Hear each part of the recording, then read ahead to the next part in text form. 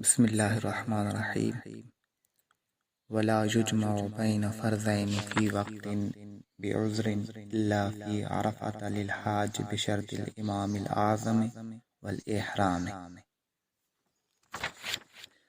چونکہ نمازوں کے اوقات کا ذکر ہو رہا تھا تو اوقات بتلا رہے تھے اور یہ ضمناً بات کر رہے ہیں کہ ولا يجمع بين فرضين، دو فرضوں کو جمع نہیں کیا جائے گا، فی وقت، ایک وقت میں، یعنی ایک وقت میں دو فرض نمازوں کو جمع نہیں کیا جائے گا، بعذر، عذر کے ساتھ بھی جمع نہیں کیا جائے گا۔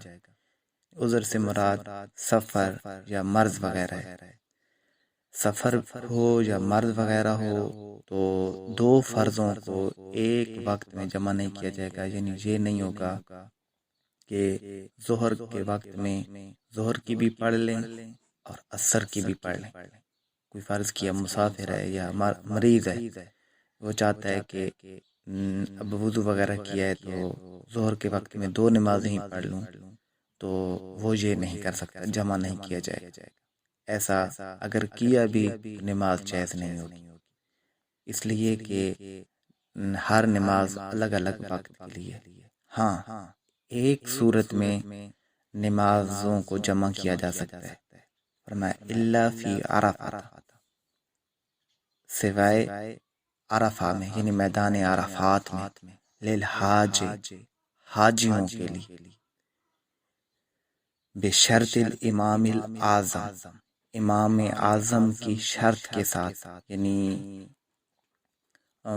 سلطان وقت ہو یا اس کی طرف سے کوئی نائب امام ہو کہ وہ جماعت کرائے۔ امام الاعظم سے مراد یہ کہ سلطان یا سلطان کا نمائندہ جماعت کرائے، یہ شرط ہے، یعنی الگ الگ نہیں پڑھی جائے گی، جماعت کے ساتھ یہ نماز پڑھی جائے گی۔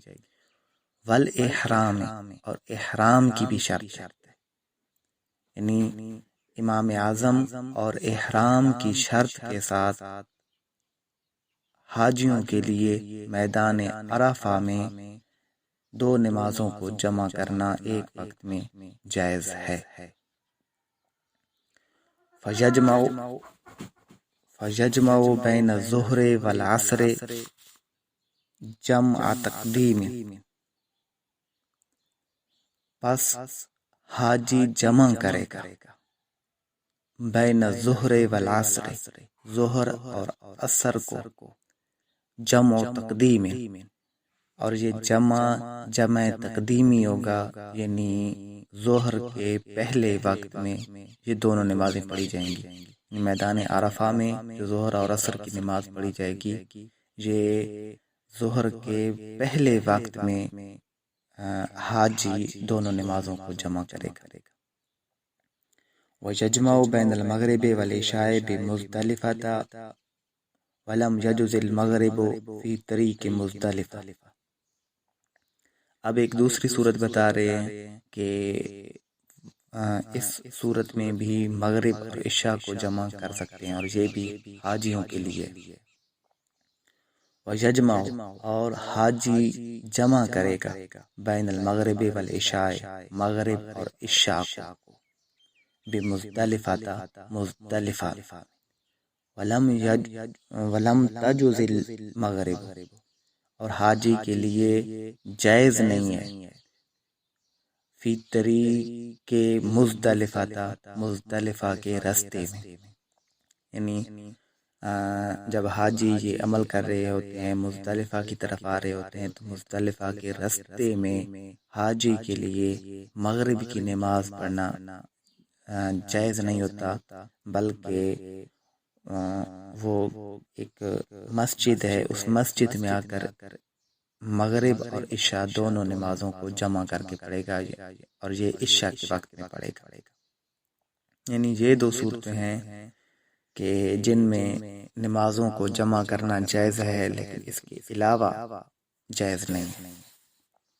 وَيُسْتَحَبُّ الْأَسْفَارُ بِالْفَجْرِ لِلرِّجَالِ، اب صاحب کتاب اصل وقت کے بعد مستحب وقت بتا رہے ہر نماز کے لیے تقریباً 3 قسم کے اوقات ہیں۔ ایک تو ہے اصل وقت، یعنی کہاں سے کہاں تک ہے، یہ پہلے بتا دیا، اس کو اصل وقت کہتے ہیں۔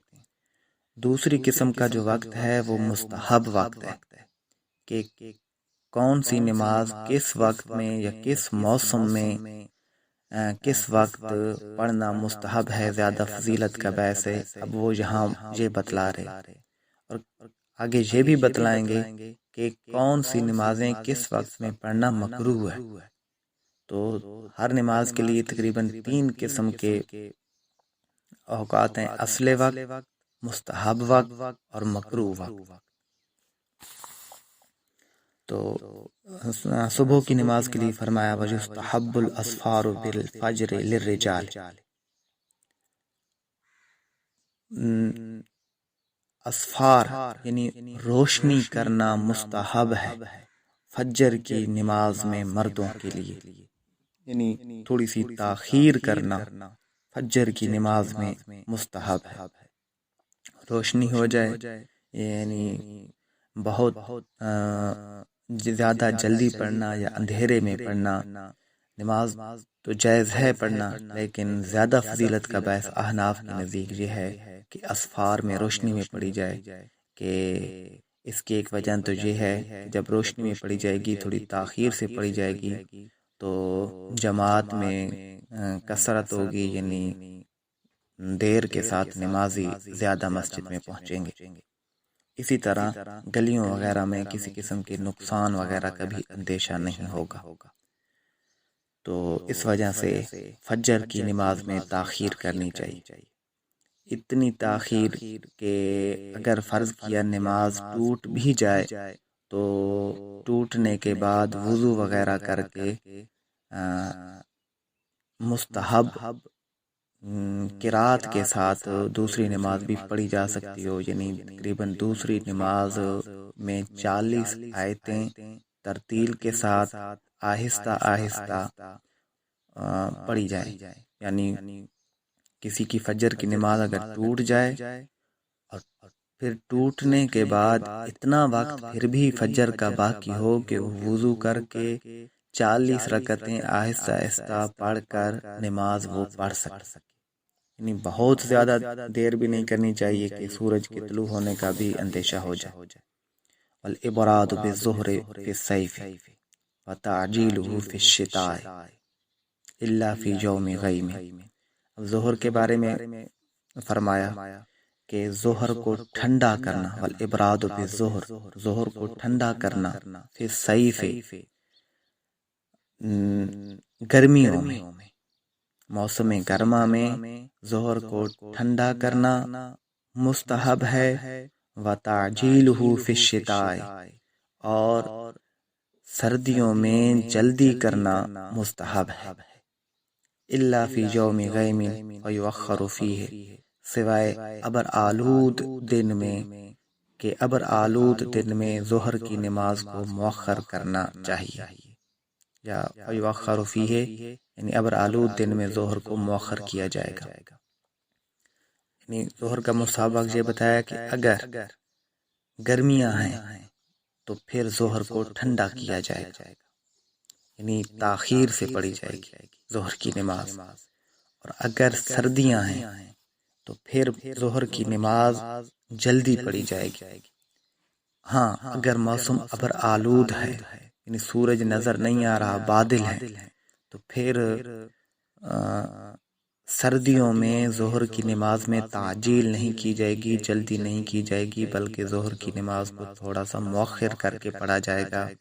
اس کی وجہ یہ ہے تاکہ ویسے تو سردیوں میں جلدی کرنی چاہیے، لیکن ابر آلود دن میں جلدی نہیں کرنی چاہیے، تاخیر کرنی چاہیے، اس لیے کہ کہیں ایسا نہ ہو کہ ابر آلود دن میں وقت سے پہلے پڑھ لے۔ آج کل کیونکہ گھڑیاں ہیں تو وقت سے پہلے یا وقت کے بعد پڑھنے کا امکان تقریباً مفقود ہے، ختم ہے، اس لیے کہ گھڑیوں سے ہی نمازوں کے اوقات کے دخول و خروج کا معلوم ہو جاتا ہے۔ تو بہرحال ابر آلود دن بھی ہو تو تب بھی آج کل کے دور میں سردیوں میں جلدی کی جا سکتی ہے، لیکن بہتر یہی ہے تاخیر ہی کر لی جائے۔ اب ذرا جلدی اور تاخیر کو سمجھ لیں کہ کتنی جلدی کرنی چاہیے اور کتنی تاخیر کرنی چاہیے۔ یعنی اب گرمیوں میں ظہر کو جو ٹھنڈا کر کے پڑھا جائے تو کیسے یہ کیا جائے؟ تو اس کا آسان طریقہ یہی ہے کہ جس بھی نماز کی تعجیل و تاخیر کے بارے میں معلوم کرنا ہو اس کے کل وقت کو جمع کر لیں۔ مثال کے طور پر ظہر کا وقت 4 گھنٹے بن رہا ہے، فرض کیا 12:30 سے لے کر 4:30 تک، یہ 4 گھنٹے بن رہے ہیں۔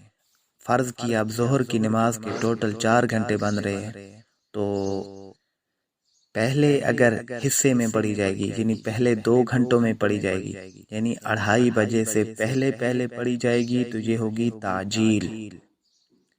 اور اگر دوسرے حصے میں پڑھی جائے گی یعنی 2:30 کے بعد پڑھی جائے گی، 3 بجے یا 3:30 بجے پڑھی جائے گی تو یہ ہوگی تاخیر، یہی ہوگا ٹھنڈا کرنا۔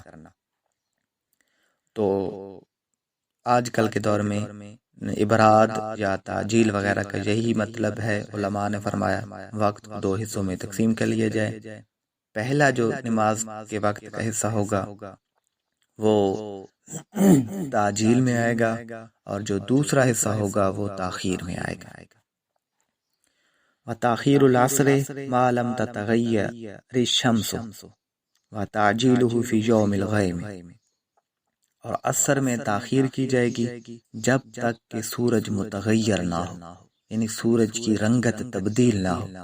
رنگت تبدیل ہونے کا مطلب یہ کہ اس پر نظر جم جائے، یعنی سورج کے غروب ہونے سے تقریباً 20 منٹ پہلے تک کہ عصر میں تاخیر کرنی چاہیے، چاہے گرمیاں ہوں یا سردیاں ہوں، عصر میں تاخیر ہی کرنی چاہیے۔ ہاں، اتنی تاخیر نہیں کرنی چاہیے کہ سورج کا رنگ متغیر ہو جائے، یعنی سورج کے غروب ہونے سے 20 منٹ پہلے سے بھی پہلے نماز پڑھ لینی چاہیے۔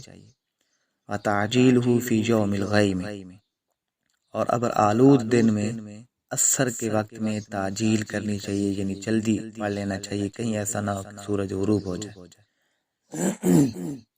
یہاں بھی وہی طریقہ ہوگا، یعنی اب عصر میں چاہے گرمیاں ہوں یا سردیاں ہوں تاخیر کرنا مستحب ہے۔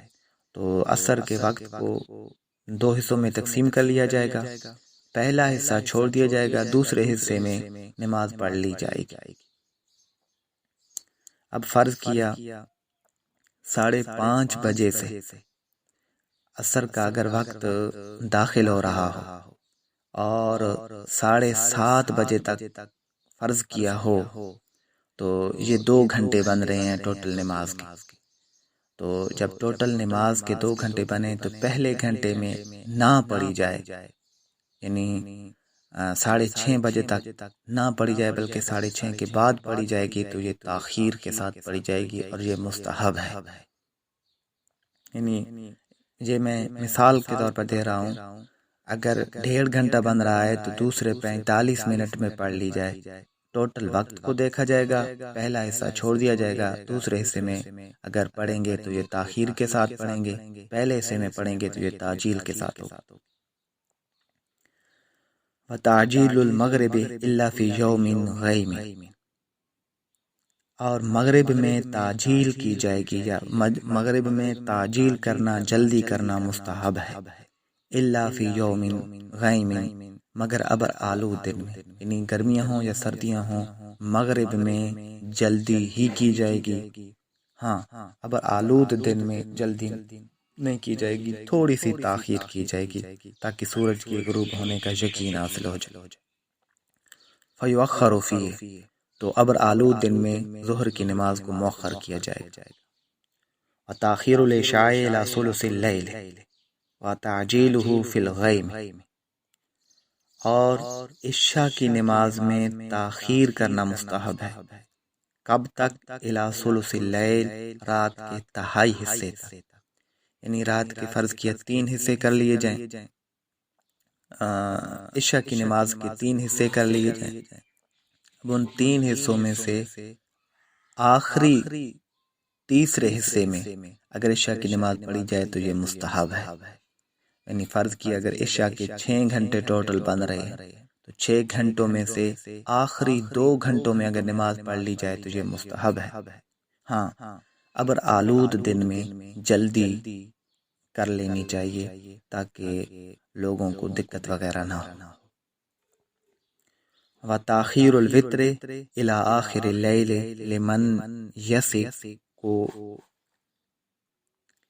یثق بالانتباہ، اور وتر میں تاخیر کرنا مستحب ہے رات کے آخر تک، یعنی رات کے آخری حصے تک، دیر تک وتر میں تاخیر کرنا مستحب ہے.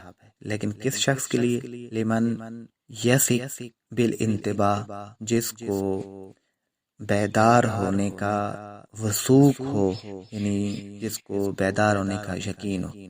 لیکن جس کو یہ یقین نہیں ہے کہ وہ بیدار ہو جائے گا تو پھر اس کو سونے سے پہلے وتر پڑھ لینے چاہیے. واللہ اعلم بحقیقت الکلام.